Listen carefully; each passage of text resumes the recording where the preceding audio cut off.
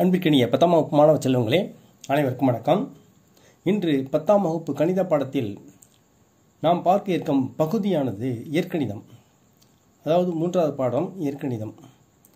அதில் 2வது பயிற்சியில் இருக்கின்ற இந்த மீ போ வா, அதாவது மீ போ வா மீ போ மா 2 இருக்குது. அதில் ஃபஸ்ட்டு நம்ம மீ போ வா பார்க்க போகிறோம். சரிங்களா? ஸோ அதுதான் இங்கே சொல்லியிருக்கேன் பாருங்க. மீ போவான்னு சொன்னால் மீ பெரு பொது வகுத்தி, அதில் ஃபஸ்ட் லெட்டர் அது மாதிரி எடுத்துக்கணும். ஸோ இதே இங்கிலீஷில் கிரேட்டஸ்ட் காமன் டிவைசர் GCD சுருக்கமாக சொல்லுவாங்க. இதையே மீ பெரு பொது காரணி கூட சொல்லலாம். மீ பெரு பொது காரணின்னு சொன்னால் மீ போக்கா அப்படி எடுத்துக்கலாம் நம்ம.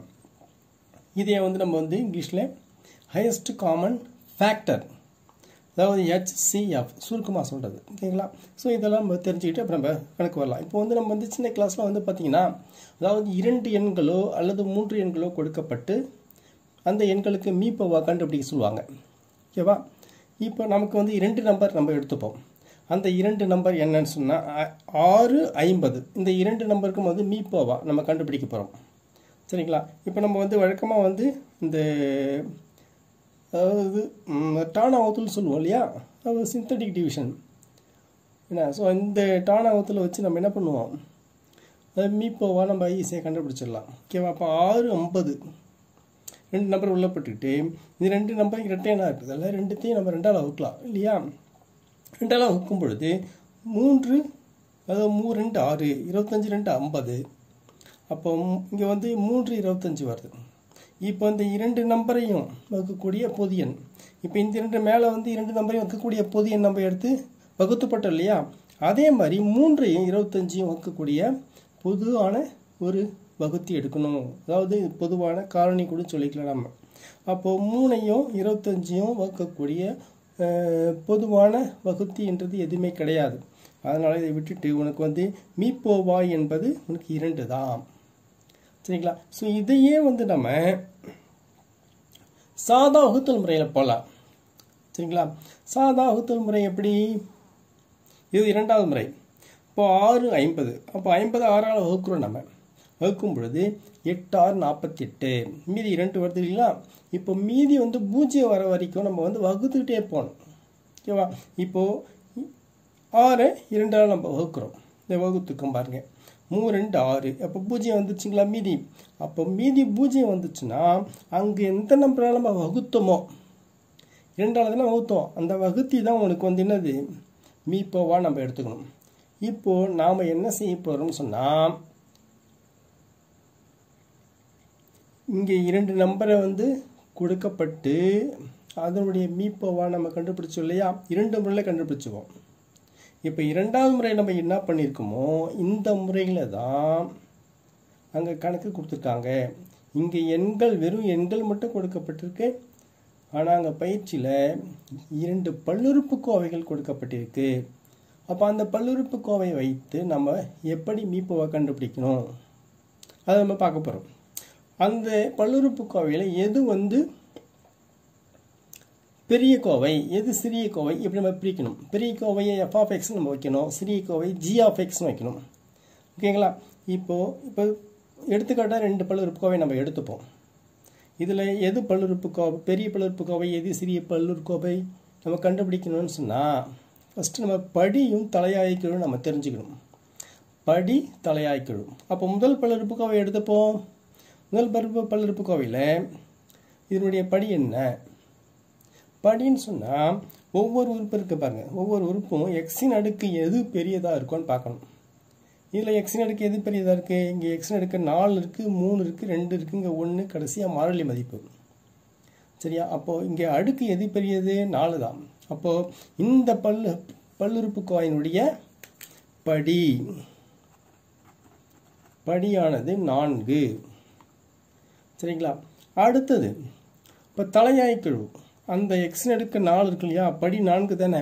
அப்போது எக்ஸின் அடுக்கு 4னுடைய கெழு என்ன இருக்குங்க? 2 இருக்குது. அப்போ தலையாய கெழு என்னது? தலையாய கெழு என்பது 2. சரிங்களா? அதுமாதிரி இந்த பல்லுறுப்புக்கோவை எடுத்துப்போம். இதுலேயும் அடுக்கு 4 தான் பெரியதாக இருக்குது. அப்போது எக்ஸின் அடுக்கு 4னுடைய கெழு என்ன இருக்குங்க 1. அப்போ படி இதுக்கு 4. அடுத்தது கெழுவானது தலையாய கெழுவானது என்ன இருக்கு 1.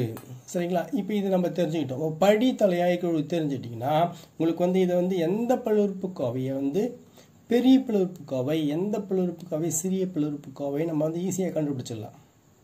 சரிங்களா? இப்போ இது பெரிய பல்லுறுப்புக்கோவை எது? அப்போ படி வந்து எது அதிகமாக இருக்குதுன்னு பார்க்கணும். அப்போ ரெண்டுத்துலேயும் படி அதிகமாக இருக்குது, ரெண்டுத்துலேயும் படி வந்து சமமாக இருக்குது. அப்போ படிகள் சமமாக இருந்துச்சுன்னா தலையாய கெழுவை பார்க்கணும். இப்போ தலையாய கெழு இதில் என்ன இருக்குது 2 இருக்குது, இதில் 1 இருக்குது. அப்போது எது அதிகமாக தலையாய கெழுவாக இருக்கோ அதை தான் நம்ம வந்து f(x), அதாவது பெரிய பல்லுறுப்புக்கோவை, அடுத்ததாக இருக்கிறது g(x)ன்னு வச்சுக்கணும். சரிங்களா? இப்போ அடுத்தது சரி ஓகே. இப்போ அடுத்த முறை என்னன்னா இப்போ ரெண்டுத்துலேயும் தலையாய கெழு சமமாக இருக்கின்றது. இப்போ எதை நம்ம சூஸ் பண்ணலாம்? f(x), g(x)ன்றது அடுத்த உறுப்பை பார்க்கணும். அடுத்த உறுப்பில் எது அதிகமாக இருக்குதோ அதை தான் நீ பெரிய பல்லுறுப்புக்கோவை நம்ம எடுத்துக்கணும். அதுதான் பெரிய பல்லுறுப்புக்கோவை. இப்போ இதில் பாருங்க, இப்போ இது ரெண்டுத்துலையும் தலையாய கெழு படியும் சமமாக இருக்கு, தலையாய கெழுவும் சமமாக இருக்கு. அப்படின்னு சொல்லும் பொழுது நம்ம அடுத்த உறுப்பை பார்க்கணும். அடுத்த உறுப்பில் தலையாய கெழு என்ன இருக்கு 5 இருக்கு, இங்கே தலையாய கெழு 3 இருக்கு. அப்போ எது அதிகம்? 5 தான் அதிகம். அப்போ இதை தான் நீ வந்து என்ன வைக்கணும் f(x), இது வந்து என்ன வைக்கணும் g(x) வைக்கணும். சரியா? அதுமாரி ஒவ்வொரு உறுப்பாக நம்ம பார்த்துக்கிட்டே போயிட்டே இருக்கணும். இப்போ இதுலேயே சமமாக இருந்துச்சுன்னா அடுத்த 2 உறுப்பையும் பார்க்கணும். ஓகேவா? இவ்வளோ பார்த்துக்கிட்டே போகணும். இதுதான் அடிப்படை விஷயம். இந்த கணக்கு போடுவதற்கு தேவையான அடிப்படை விஷயம் இதுதான். அடிப்படை விஷயம் தெரியாமல் நம்ம கணக்குள்ளே போகக்கூடாது. அப்படி போனீங்கன்னா உங்களுக்கு வந்து மனப்பாடம் பண்ணுற மாதிரி இருக்கும். நம்ம மனப்பாடம் பண்ணால் கண்டிப்பாக ஒரு கணக்கு நம்ம வந்து சரியாக போட முடியாது. சரிங்களா? இப்போ நம்ம பயிற்சி கணக்கு போகலாங்களா? ஓகே. இப்போது நம்ம பயிற்சி கணக்கு போகலாம். பயிற்சி கணக்கில் நம்ம 2 பல்லுறுப்புக்கோவை நமக்கு கொடுத்துட்டு மீப்போவா என்னன்னு கேட்பாங்க, அதாவது ஜிசிடி. அதை வந்து நம்ம இந்த முறையில் இப்போ எண்களை வச்சு நம்ம மீப்போவை கண்டுபிடிச்சோம் இல்லையா, இந்த முறையில் தான் நம்ம வந்து அதை போட போகிறோம். இப்போ அதுக்கு போகலாங்களா? Okay okay. பயிற்சி 3.2 கீழ்காணும் பல்லுறுப்புக்கோவைகளின் மீப்போவா காண்க. அதாவது ஃபைண்ட் ஜிசிடி. ஓகே. இப்போது 2 பல்லுறுப்புக்கோவை கொடுத்துருக்காங்க இல்லையா, 2 பாலினாமியல். ஸோ இதில் வந்து ஃபஸ்ட் நம்ம என்ன செஞ்சோம் முன்னாடி, எது f(x), எது g(x). f(x)னா பெரிய பல்லுறுப்புக்கோவை, g(x)னா சிறிய பல்லுறுப்புக்கோவை, அப்படி நம்ம சூஸ் பண்ணோம் இல்லையா. ஓகே. ஸோ அது வந்து இங்கே நம்ம ஃபாலோ பண்ண போகிறோம். இப்போ இது எது f(x) வைக்கலாம், படியை செக் பண்ணணும்னு சொன்னோம்ல. படி வந்து பாருங்கள், அடுக்கு இந்த பல்லுறுப்புக்கோவையில் எது அடுக்கு பெருசாக இருக்குது 4 தான். அப்போது இதனுடைய படியானது 4. அப்போது இதனுடைய படியை பாருங்கள், இங்கே அடுக்கு அதிகமாகவே 3 தான் இருக்குது. அப்போ இதனுடைய படி 3. அப்போது படி இங்கே இது 4, இது படி 3. ஓகேங்களா? இதுக்கு படி 4, 3 இருக்குதால உனக்கு இதுதான் f(x) நம்ம எடுத்துக்கிறோம். therefore f(x) is equal to x⁴ plus 3x⁴. இங்கே அடுத்து பாருங்கள், x⁴ அங்கே உறுப்பு இல்லைங்க. அப்போ இல்லாததுக்கு நம்ம என்ன செய்யணும், ப்ளஸ் போட்டு 0x² போட்டுங்க. 0 என்பது என்ன மதிப்பற்றது. எனவே வந்து 0 சேர்த்துட்டு x² இருக்குமே வச்சுக்கோங்க. டோட்டலாகவே 0 தான் அது. சும்மா நம்ம வந்து இடை விட்டு போனதை நம்ம 0ன்னு போட்டு நம்ம x² வச்சுக்கலாம். ஓகேவா? அடுத்தது -x -3 அப்படியே எழுதிக்கோங்க. அடுத்தது ரெண்டாவது பல்லுறுப்புக்கோவையே g(x) நிற்கிறோம். இதில் உறுப்புகள்லாம் எதுவுமே விட்டு போடல, அப்படி கரெக்டாக இருக்குது பாருங்கள். x³ + x² - 5x + 3. ஓகே. இப்போது f(x) g(x) எல்லாம் வகுக்கிறோம். ஓகே.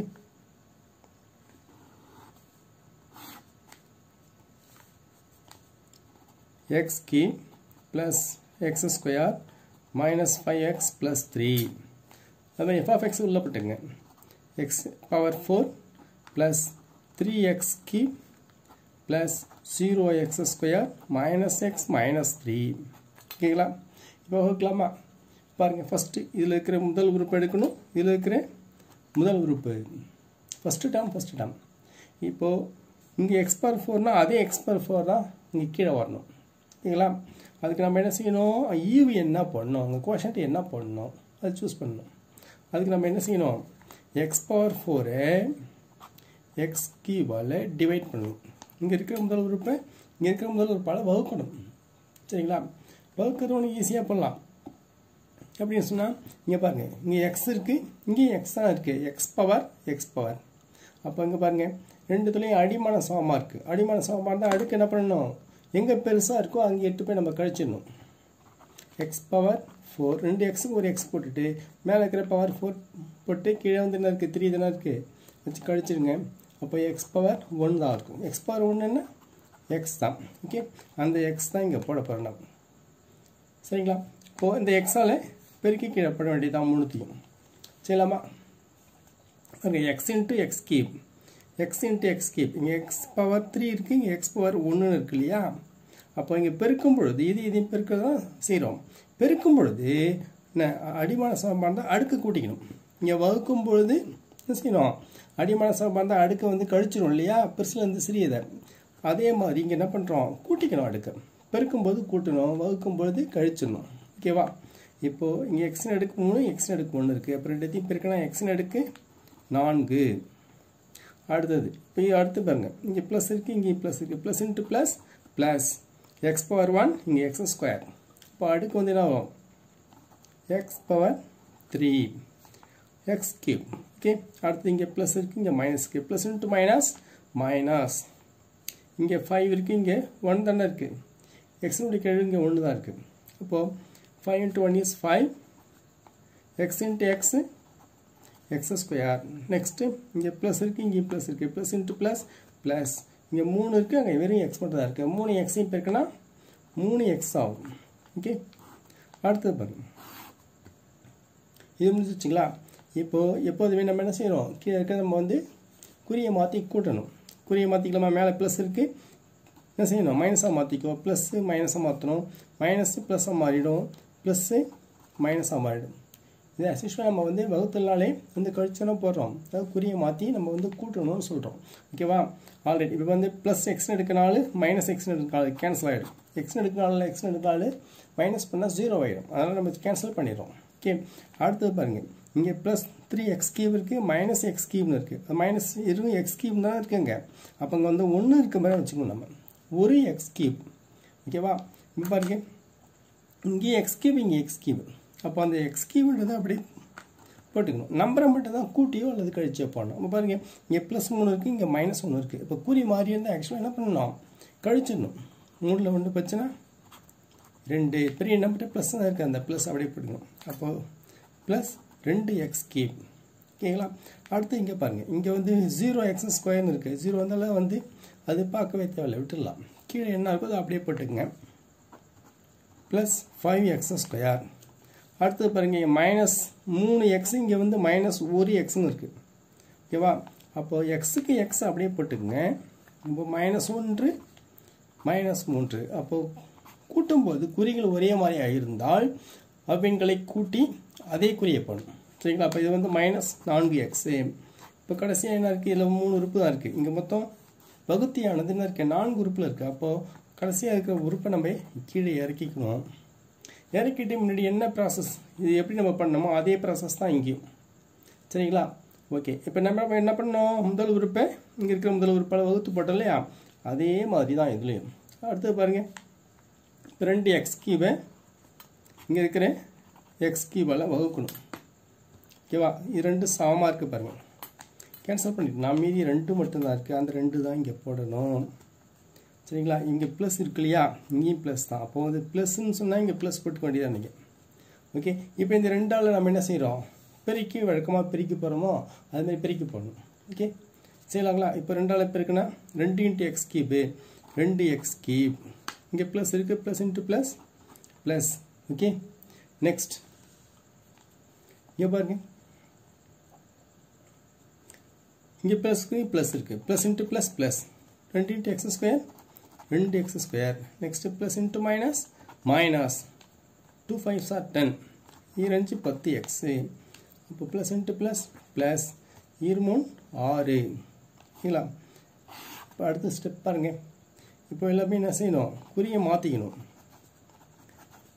குறியை மாற்றியாச்சுங்களா. இப்போ ஃபஸ்ட்டு ஈக்குவலாக பாருங்க, ப்ளஸ் 2 எக்ஸ் கியூப் இது மைனஸ் 2 எக்ஸ் கியூப் கேன்சல் ஆகிடும். அடுத்து பாருங்கள், இப்போ எக்ஸ் ஸ்கொயருக்கு எக்ஸ் ஸ்கொயர் போட்டுங்க. இப்போ ப்ளஸ் 5 மைனஸ் 2 இருக்குது. அப்போ 5 2 வச்சுன்னா 3. பெரிய நம்பர்கிட்ட ப்ளஸ் இருக்குது.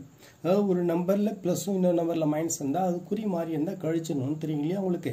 ஓகே, கழிச்சிட்டு பெரிய நம்பரில் இருக்கிற குறியை பண்ணணும். ஓகே, ஸோ அதே மாதிரி தான் இதுலேயும் பாருங்க, மைனஸ் 4 இருக்குது, ப்ளஸ் 10 இருக்குது. இப்போது கீழே ப்ளஸ் 10 இருக்குது, மேலே மைனஸ் 4 இருக்குது. நம்ம இப்படி முறையாக கூட போட்டு செய்யலாம். ப்ளஸ் 10 பெரிய நம்பரை மேலே போட்டுக்கணும், சிறிய நம்பரை கீழே போட்டுக்கிட்டு கழிச்சோன்னா 6 வரும். பெரிய நம்பர்கிட்ட என்ன குறி இருக்கு. ஓகே, இங்கே ப்ளஸ் 6 ஓகேங்களா. அந்த ப்ளஸ் 6 இங்கே போட்டுக்க வேண்டியது. அப்படி அடுத்தது இங்கே மைனஸ் 3 மைனஸ் 6. அப்போ குறி ஒரே மாதிரியாக இருக்குங்களா. குறி ஒரே மாதிரியாக இருந்தால் கூட்டி அதே குறியை போடணும்னு சொல்லியிருக்கோம் இல்லைங்களா. Okay, minus 9. ஓகே, முடிச்சிச்சிங்களா. அடுத்தது தான். இப்போ அடுத்தது பாருங்கள், இங்கே எக்ஸ் நடுக்கு 3 இருக்குங்க, இங்கே எக்ஸ் நடுக்கு 2 இருக்குது. அதாவது 3 எக்ஸ் நடுக்கு 2 இருக்கு இல்லையா. அப்போது இப்போ இதை விட அடுக்கு குறைஞ்சிருச்சு. இந்த பல்லுறுப்புக்கோவையை விட இது வந்து சிறிய பல்லுறுப்புக்கோவை ஆகிப்போச்சு. ஓகே, ஸோ இதுக்கப்புறம் இது வந்து இதுக்கு மேலே நம்ம போக முடியாது, இதோட கம்ப்ளீட் பண்ணோம். இருந்தாலும் இது வந்து கடைசியாக நம்ம முடிக்கும்போது மீதி தானே இருக்கேன். இப்போது இதில் 3 உறுப்பு இருக்குது. அந்த 3 உறுப்புலையும் எது வந்து அதாவது என்ன பொதுவான காரணி இருக்குது இல்லை அப்படி பார்க்கணும். இதில் 3 இருக்குது, 6 இருக்குது, 9 இருக்குது. அப்போ 3 3 என்ற எண்ணும் பொதுவாக இருக்கா. இப்போ 3 என்ற காரணியை நம்ம வெளியே எடுத்துவோம். அந்த 3 வெளியே எடுத்துட்டோம்னா மீதி உள்ள என்ன வரும், எக்ஸ் ஸ்கொயர், அடுத்தது ப்ளஸ் 2x, இங்கே மைனஸ் 3ன்னு வரும். அப்படி பெருக்கி பாருங்கள். திரும்பவும் 3 into x square 3x square plus 3x square. அடுத்தது 3 இன்ட்டு ப்ளஸ் 2xனா plus into plus 3 into 6x. அடுத்தது மைனஸ், இங்கே ப்ளஸ் இருக்குது, ப்ளஸ் இன்ட்டு மைனஸ் மைனஸ் 3 9. சரிங்களா. இப்போது நீ பொதுவாக எடுக்கிறத திரும்ப நீ பெருக்கி பார்க்கணும். பெருக்கி பார்த்தோம்னா உனக்கு மேலே இருக்கிற அந்த கோவை உனக்கு வரணும். ஓகே, அடுத்தது பாருங்கள். இப்போது நம்ம என்ன செய்யணும், இப்படி போட்டோம்ல, மீதி இங்கே 2 வந்துச்சு. திரும்ப வந்து என்ன பண்ணுறோம், இங்கே வந்து வகுத்தி 6 இருந்தது. அப்போ அந்த 6 2ஆல் வகுத்து கடைசியாக 0 கொண்டு வந்தோம் இல்லையா. அப்போ 0 வர வரைக்கும் நம்ம என்ன செய்யணும், வகுத்துட்டே போகணும் மீதியால். ஓகேவா. இப்போ இந்த மீதியால் இந்த வகுத்தியை திரும்ப வகுக்கணும். ஓகே, இப்போ எடுக்கலாங்களா. அடுத்து பார்ப்போம். ஓகே, இப்போது இது இந்த மீதியை நம்ம வகுத்தியை எடுத்துக்கிறோம். இப்போ இந்த வகுத்தியை வகுபடும் கோவையாக நம்ம எடுத்துக்கிறோம். சரிங்களா.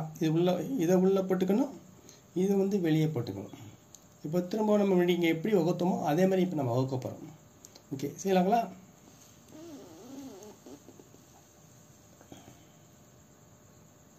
ஓகே, இப்போ எக்ஸ் கியூப் இருக்குது, இங்கே எக்ஸ் ஸ்கொயர் இருக்குது. அப்போ திரும்ப வகுத்து பார்க்கலாமா. X cube by x square. இப்போ பாருங்கள், எக்ஸ் நடுக்கு 3, இந்த 2 மேலே வந்துச்சுன்னா மைனஸ் 2 ஆகிடும். ஒன்லி 3 2 போச்சுன்னா 1.